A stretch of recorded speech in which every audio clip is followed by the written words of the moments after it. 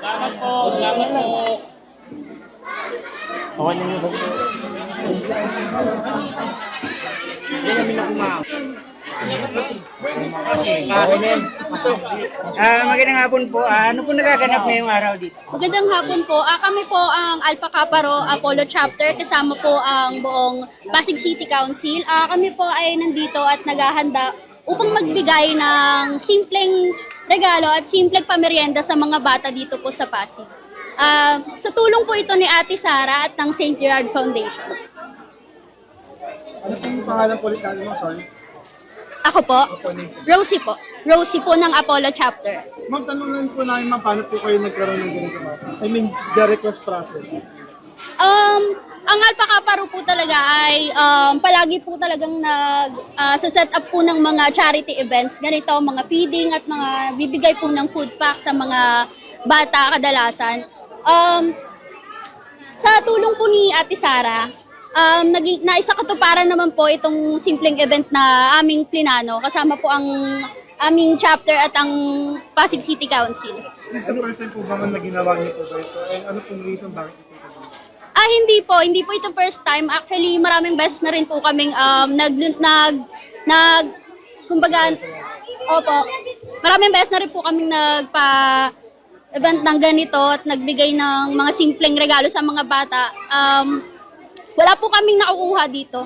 Kumbaga, syempre, magaan lang po sa pakiramdam namin na nakakapagpapasaya kami sa simpleng bagay po. Ano po ba yung mga na-request ng ACRO dito sa St. George Capital? Ano po yung mga ini-request ng ACRO o yung naihatid ng ni Ate Sara? Ito po katulad po ng mga ito po yung mga Jollibee po na ilang 200 packs po, tapos isang mga grocery po na binigay ni Ma'am Sara Sir, para sa mga bukod po sa feeding program na ginagawa nyo, ano pa po mga programa ang ginagawa nyo na para makatulong sa mga residente po dito sa inyong barangay? ayun po, mag-aano po kami, naglilinis rin po kami sa mga kalsada-kalsada po para kahit pa paano naman po makatulong kami sa komunidad. Tapos, ayun, normal na po kasi namin ginagawa yung talagang pagpapakain sa mga bata.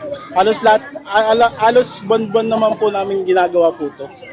Mula sa Alpha Kappa Rho. Ilan po ba yung target binigay sa inyo? Ang target po is 300 po yung ano namin na food pack sa mga bata. Tapos may grocery rin po kami na 200 po na para sa mga matatanda na taga dito po sa amin. Opo, dito sa lugar na to. Sa lugar na po na to.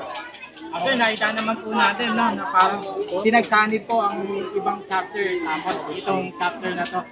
May ibang chapter pa po ba na kasali or handang tumulong? Ano naman po bali po sa project na ginawa namin, bali nagtulong-tulong po kami lahat. Hindi lang yung Apollo po ang nag-set po lahat dito. Tapos sumuport po sa aming iba, kaya salamat po kami sa lahat ng pumunta ng mga chapter dito, lalo nga sa Pasig Council po.